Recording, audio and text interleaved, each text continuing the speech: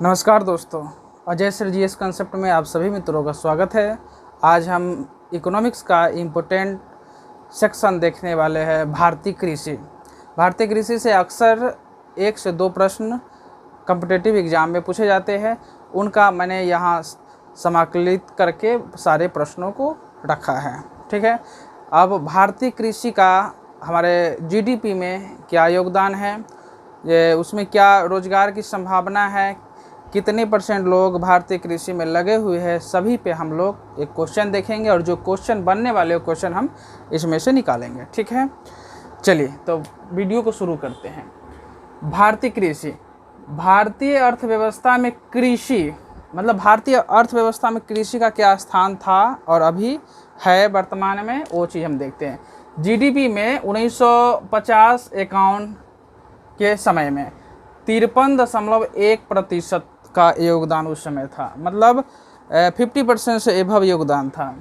अब 1990 से 91 में यह जो घट कर आ गया है 29.6% तक आ गया दोस्तों।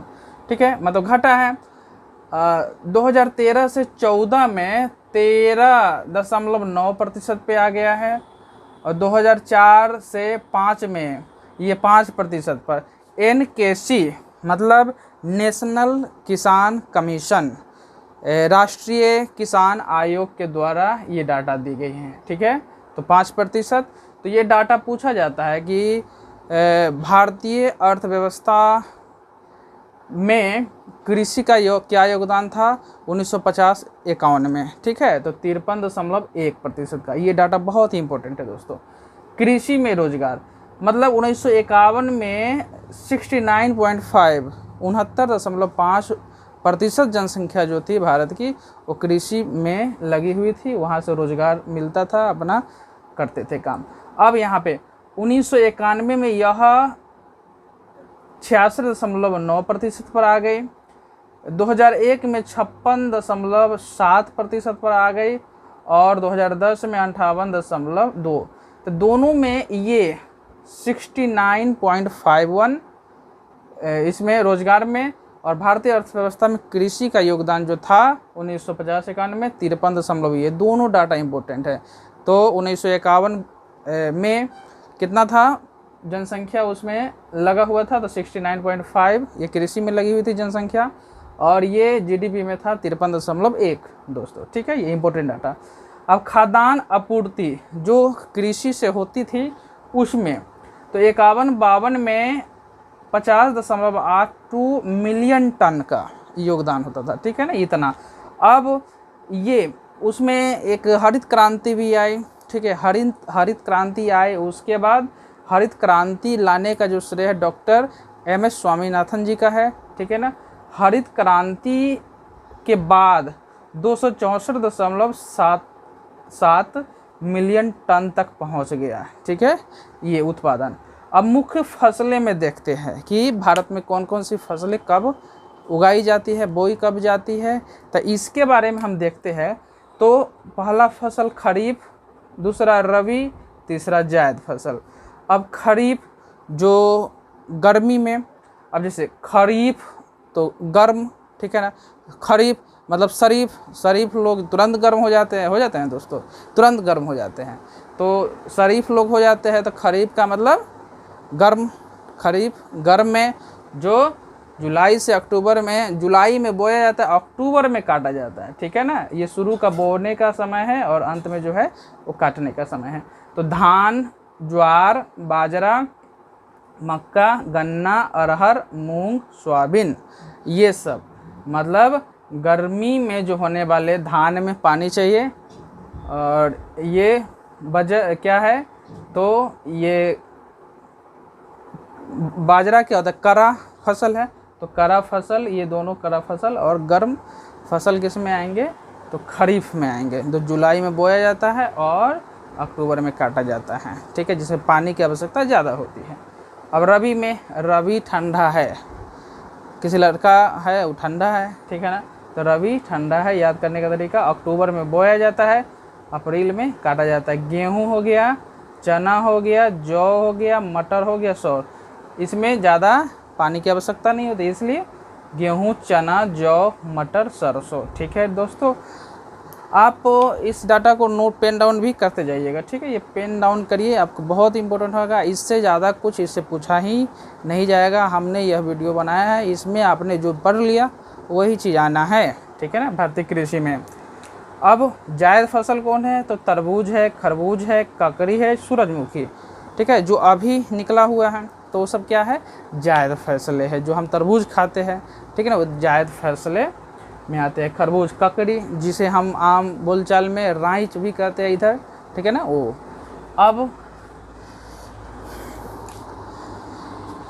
अब इसमें हरित क्रांति, तो हरित क्रांति शब्द का उत्पत्ति जो है डॉक्टर विलियम गार्ड, जो यूएस के थे, अमेरिका के थे, विलियम गार्ड द्वारा दिया गया। ठीक है ना, हरित क्रांति शब्द।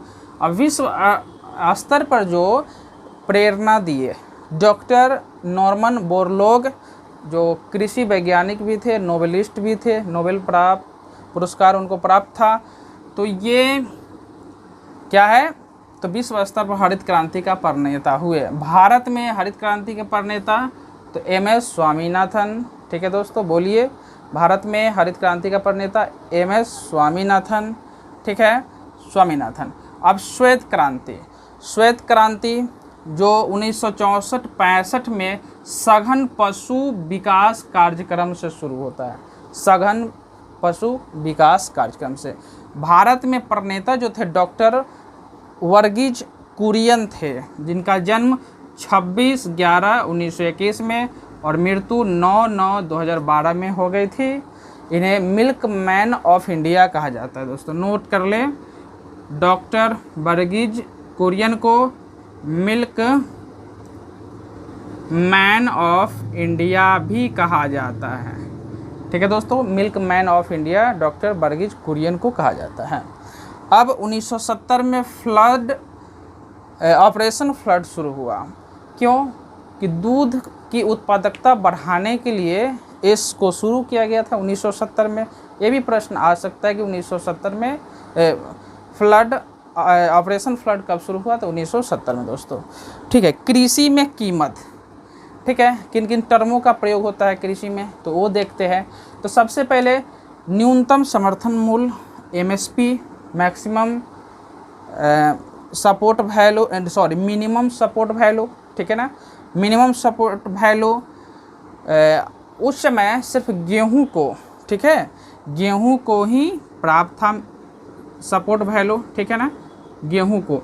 अभी 23 फसल को प्राप्त है। ठीक है दोस्तों, अभी कितने फसल को? तो 23 फसल को प्राप्त है। अब ये न्यूनतम समर्थन मूल्य क्या है? ठीक है, जब फसल बुआई के समय ही सरकार द्वारा, जो समय होता है बुआई का, उसी समय सरकार द्वारा यह निर्धारित हो जाता है कि फसल कटाई के समय, ठीक है, न्यूनतम समर्थन मूल्य क्या होगा, उससे कम होने वाला नहीं। चाहे बाज़ार में भाव कुछ भी गिर जाए, न्यूनतम समर्थन मूल्य उतना ही किसान को मिलेगा। ठीक है, ये चीज़ है। तो एक फिक्स प्राइस है जो 23 फसल पे है। अब खरीद मूल्य, अब ये खरीद मूल्य क्या है? सरकार जब खरीदेगी तो ये जब भी रहेगा न्यूनतम समर्थन मूल्य, तो ये सेलिंग प्राइस जो है इससे अधिक होगा, खरीद मूल्य अधिक होगा, न्यूनतम समर्थन मूल्य से अधिक होगा। ठीक है ना। अब निर्गमन मूल्य, अब सरकार क्या करेगी कि आप वस्तुओं को PDS के माध्यम से हम लोगों के पास पहुंचाएगी, नहीं जो हम लोग नहीं, जो BPL धारक है उन लोगों के पास पहुंचाएगी और वो सामान का डिस्ट्रीब्यूशन करे कम दामों पे। ठीक है ना, ये चीज़ है। अब बफर स्टॉक, तो ये क्या है? गेहूं चावल का स्टॉक किया जाता है खाद्य सुरक्षा के लिए। मान लीजिए आपातकालीन, अभी आपातकालीन था, कोरोना आपात था। अब इसमें क्या है कि सभी लोगों को सरकार कोटा फ्री में देने का काम की, तो वो कब? तो ये बफर स्टॉक था, इसके माध्यम से दी। तो किसी भी सरकार का ये जिम्मा बनता है कि वो बफर स्टॉक में सुरक्षित खाद रखे ताकि जनता का इससे भलाई हो सके, आपात में उसका प्रयोग हो सके। ठीक है, ये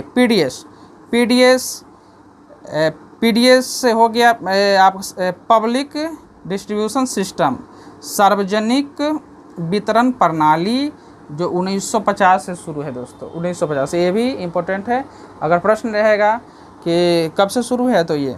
अब लक्षित सार्वजनिक वितरण योजना जो 1 जून 1997 को शुरू हुआ, जो और बीपीएल वाले के लिए जो बिलो पॉवर्टी लेवल है, गरीबी रेखा से नीचे, उन्हें 1 जून 2002 से 35 केजी पर फैमिली पर मंथ दिया जाता है। ठीक है, तो लिखा हुआ 35 केजी पर फैमिली पर मंथ। ठीक है, ये अब ये इम्पोर्टेंट, ये पूछा गया प्रश्न है और अक्सर ये पूछे जाने की संभावना रहता है। किसान क्रेडिट कार्ड केसीसी कब शुरू हुई? 1998 में हुई। ठीक है ना, केसीसी कब शुरू हुई? 1998 में हुई। तो इसका आप स्क्रीनशॉट ले लें। तो 9 नंबर पर हम देखते हैं कृषि लागत एवं मूल्य आयोग।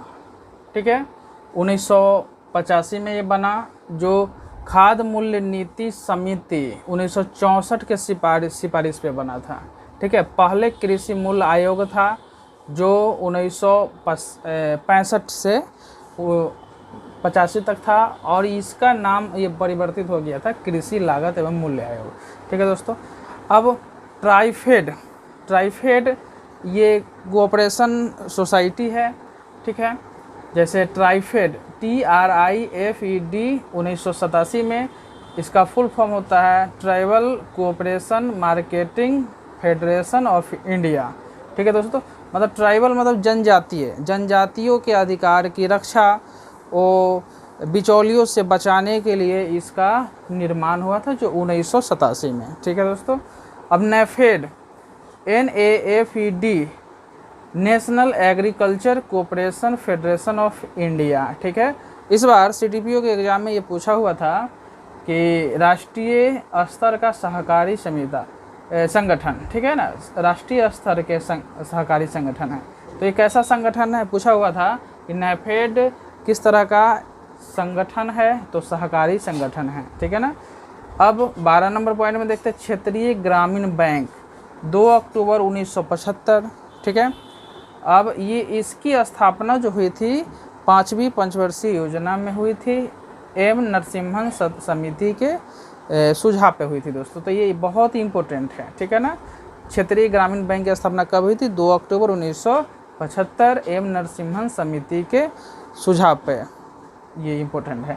नाबार्ड तो national bank for agriculture and rural development की स्थापना शिवरामन समिति के द्वारा हुई थी। ये दोनों इम्पोर्टेंट है, एक का एम नरसिम्हन समिति क्षेत्रीय ग्रामीण बैंक, ठीक है, एक NABARD national bank for agriculture rural development Sivaraman समिति द्वारा, दोनों इम्पोर्टेंट है। ठीक है, किसान कॉल सेंटर पहले जो डीडी नेशनल पर जो देता था हेलो किसान कार्यक्रम, तो किसान कॉल सेंटर 21 जनवरी 2004 से शुरू है दोस्तों। किसान कॉल सेंटर कब से शुरू है? 21 जनवरी 2004 से, जो केंद्रीय कृषि मंत्रालय द्वारा ये संचालित हुआ था। ठीक है, राष्ट्रीय बागवानी mission NHM national horticulture mission 2005-06, ये भी डाटा इम्पोर्टेंट है। राष्ट्रीय बागवानी मिशन कब से शुरू है? 2005-06 से। ग्रामीण अवसंरचना विकास निधि, ठीक है, तो ये नाबार्ड द्वारा 1995-96 से संचालित है। इसमें जो कृषि से संबंधित विभिन्न तरह के अवसंरचनाएं में मदद के लिए ये शुरू की गई थी। और नाबार्ड जो है जिसकी स्थापना 12 जुलाई 1982 में हुई थी। ठीक है, शिवरामन समिति के सुझाव पे। ठीक है, तो नाबार्ड जो है सबसे बड़ी कृषि और ग्रामीण विकास के लिए ऋण देने वाली संस्था है। ठीक है ना, नाबार्ड।